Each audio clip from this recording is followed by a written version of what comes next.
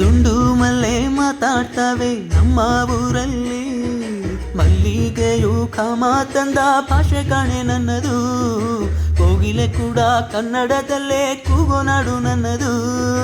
ತಂಪು ಗಾಳಿ ಮನೆ ಮಾಡೈತೆ ನಮ್ಮ ಊರಲ್ಲಿ, ಎಲ್ಲಿ ಬೀಸೋ ಕಾಡಿಯಲ್ಲಿ ಪ್ರೀತಿಗಿಲ್ಲ ಕೊರತೆ, ತಂಗಾಳಿಲು ಕನ್ನಡದ ತಿಂಡಿ ಮವೆ ಕೇಳುತ್ತೆ.